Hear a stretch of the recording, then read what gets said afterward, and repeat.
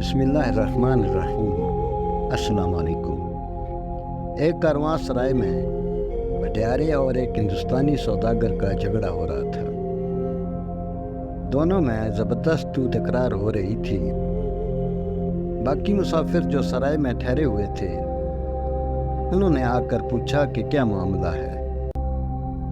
بٹیارے نے غصے سے کہا، دیکھیے جناب، یہ عجیب شخص ہے کہ کھانا کھا لیا اور قیمت ادا کرتے ہوئے اسے موت آتی ہے۔ ہم یوں ہی مفت خوروں کے پیٹ بھرنے لگے تو کل کو بھیک مانگتے پھریں گے۔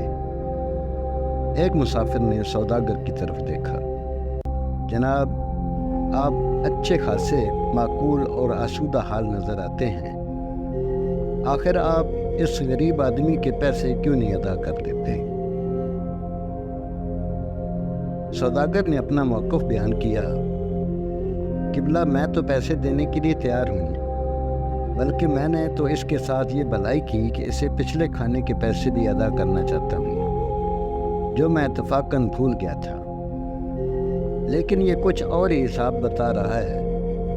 یوں لگتا ہے جیسے سارے ہی مسافروں کے کھانے کی قیمت یہ مجھ سے وصول کرنا چاہتا ہے۔ بٹیارہ تو نہ کر بولا، بھلائی کس بات کی؟ ایک تو پہلے رقم ہی ادا نہیں کی، اسی کا مجھ پر احسان جتاتے ہو۔ کھانا کھایا ہے تو قیمت بھی ادا کرو اور خواہ مخواہ جھگڑا نہ بڑھاؤ۔ تکرار بڑھی تو کوئی قصبے کے مقدم کو بھی بلا لایا۔ اس نے دونوں سے کل واقعہ بیان کرنے کو کہا۔ سوداگر بولا، جناب، معاملہ یہ ہے کہ پچھلے سال بھی میں اسی سرائے میں ٹھہرا تھا۔ میں نے کھانے میں ایک مرغی اور چند انڈے کھائے تھے، مگر جلدی میں ہونے کی وجہ سے میں اس کی قیمت ادا نہیں کر سکا۔ میں نے سوچا کہ اگلے سال ادا کر دوں گا۔ اب میں نے اس سے اس کھانے کا حساب پوچھا ہے تو 1000 دینار مانگتا ہے۔ آپ یہ انصاف سے بتائیے کہ کیا ایک مرغی اور چند انڈوں کی قیمت 1000 دینار ہوتی ہے؟ مقدم نے بٹیارے سے کہا، کیوں صاحب، آپ اس سلسلے میں کیا کہتے ہیں؟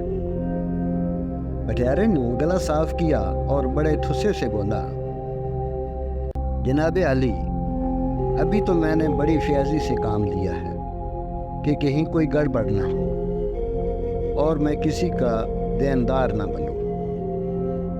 آپ ذرا انصاف سے غور فرمائیں کہ ان حضرات نے پچھلے سال بڑے مزے سے ایک مرغی اور 6 انڈے ڈٹ کر کھائے تھے۔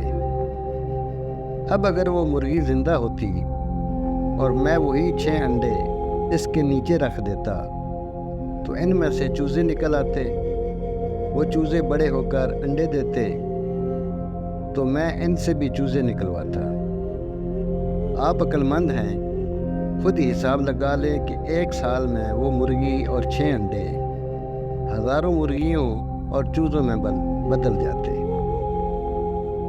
یہ سارا منافع میں اس وجہ سے میرے ہاتھوں سے نکل گیا کہ ان حضرت نے وہ مرغی اور انڈے کھا لیے تھے۔ اب میں نے اسی حساب سے قیمت صرف 1000 دینار لگائی ہے تو انہیں ادا کرتے ہوئے تکلیف ہوتی ہے اور مجھ سے جھگڑا کرنے پر تل گئے۔ مقدم بٹیارے کا دوست تھا، اس لیے اس نے فیصلہ بٹیارے کے حق میں دے دیا اور اسے حکم دیا کہ وہ بٹیارے کو 1000 دینار ادا کرے۔ سوداگر بیچارہ بہت پریشان تھا کہ اتنی رقم کہاں سے ادا کرے کہ مسافروں میں سے ایک شخص بولا، حضرات، اگر کوئی مجھے ایک تیز رفتار سواری مہیا کر دے تو میں ابھی بغداد سے قاضی کو لے کر آتا ہوں، پھر وہ جو فیصلہ کر دے اسے مان لیا جائے۔ باقی مسافروں نے اس کی حمایت کی۔ سوداگر بولا، بھائی، آپ میرا خچر لے جائیں، یہ بہت تیز رفتار ہے، اور خدا کے لیے قاضی صاحب کو لے کر آئیں۔ یہ قصبہ تو اندھیر نگری ہے، میں اتنی رقم اس کو ادا کر دوں تو کیا خود بھیک مانگ کر اپنے ملک واپس جاؤں؟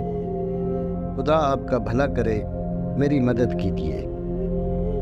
اس شخص نے خچر لیا اور برق رفتاری سے بغداد کی سمت روانہ ہو گیا۔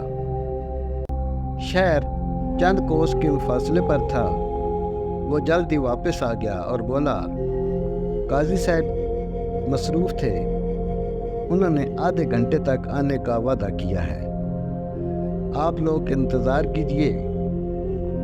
एक एक करके मिनट गिने जाने लगे। लोग बेचैनी से इस रास्ते की तरफ देखने लगे जिस तरफ से काजी साहब को आना था। आधा घंटा गुजरा, फिर 1 घंटा हुआ। लोगों की बेचैनी बढ़ी। सौदागर की परेशानी का ठिकाना नहीं था और बटियारा मूँछों को तौ देता खुश खुश फिर रहा था। वक्त और गुजरा और 1.5 घंटा हो गया। अचानक बगदाद की तरफ से आने वाले रास्ते पर एक टोपी नजर आई। फिर गुदड़ी में लिपटा एक दरवेश नमूदार हुआ। काजी साहब आ गए, काजी साहब तशरीफ ले आए। इस मुसाफिर ने खुशी से नारा लगाया। लोग एहतरामन उठ गए और उन्होंने हैरत से इस दरवेश को देखा जिसका नाम बैलोल था। वो अपने गधे से उतरा और अपना असा टेकता दरमियान में आ बैठा और बोला, हजरात, मैं माजरत खा हूँ कि मुझे यहाँ पहुँचने में ताख़ीर हो गई। मुझे इस झगड़े की इतला मिल गई थी, मगर मैं जल्दी नहीं आ सकता था। दरअसल मैं मुकदमों के फैसले करने के अलावा काश्तकारी भी करता हूँ। जब आपका पैगाम मुझे मिला तो मैं गेहूं के बीज उबाल रहा था, क्योंकि आप जानते हैं कि गेहूं के बीज उबाल लिए जाएं तो पैदावार अच्छी होती है। बस वो बीज उबालते उबालते ही मुझे इतनी देर हो गई। मैं एक बार फिर आपसे माफ़ी का ख़ास्तगार हुई। मुकद्दम और हाज़रीन हैरान हुए। बटियारे ने गुस्से से कहा, जनाब, आप कैसे काजी हैं जो गेहूं के बीज को उबाल कर बोते हैं? आपने मुकदमे का फ़ैसला क्या करना है? क्यों नहीं जनाब, मैं बिल्कुल दुरुस्त फ़ैसला करूँगा इंशाअल्लाह। और गेहूं उबालने पर आपको ताज्जुब क्यों है? आपकी यहाँ तो भुनी हुई मुर्गियाँ भी अंडों पर बैठती हैं और चूज़े निकालती हैं, तो उबले हुए गेहूं क्यों ना हरे होंगे?